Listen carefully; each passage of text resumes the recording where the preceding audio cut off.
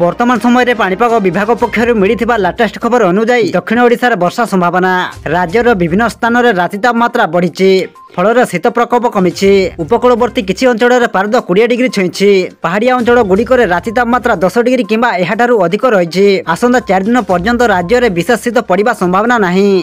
तेबे आसंतु पाणीपागर संपूर्ण खबर उपर नजर पकाइबा, किंतु ता पूर्वरु वीडियो को गोटे लाइक करंतु एवं वीडियोटी को आपण मानक सांगसाथी मानक बहु मात्रा शेयर करंतु। जदि आम चैनल रे आपण प्रथम थर वीडियो देखुछंती ताहले एबे ही चैनल को सब्सक्राइब करी पाखरे थिबा बेल आइकन को प्रेस करी ऑल नोटिफिकेशन को ऑन कर रखंतु, जहा द्वारा आगो को पाणीपाग संबंधी लेटेस्ट अपडेट आपण माने सर्वप्रथमे आम चैनल माध्यम रे पाई परिबे। सूचना अनुसार 4 दिन पर प्राय अंचल रे राति तापमात्रा 2 रु 3 डिग्री पर्यंत कमी पारे।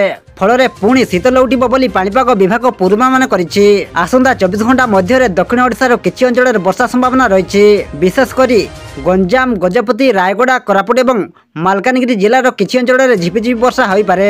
गत 24 घंटा मध्य दारिंगबाड़ी रे राति तापमात्रा 10 डिग्री थिबा बेले राउरकेला रे 10.6 डिग्री, जी उदयगिरी रे 10.8 डिग्री, फुलबाणी रे 12 डिग्री, कोरापुट रे 12.5 डिग्री, केन्दुझर रे 12.6 डिग्री, झारसुगुड़ा रे 13.3 डिग्री, सुंदरगढ़ रे 13 डिग्री, कटक रे 16.2 डिग्री एवं भुवनेश्वर रे पारद 18.1 डिग्री रही। पुरी रे सर्वनिम्न तापमात्रा 20.2 डिग्री छुई बेले गोपालपुर रे 20 डिग्री, मालकानगिरी रे 19.5 डिग्री एवं छत्रपुर रे 19 डिग्री पारद रही। मंगलवार अर्थात आसंता काली सकाळे सुंदरगढ़, कंधमाल, कोरापुट एवं कलाहांडी किछि अंचल रे घन कुड़ी पड़िबार संभावना रही।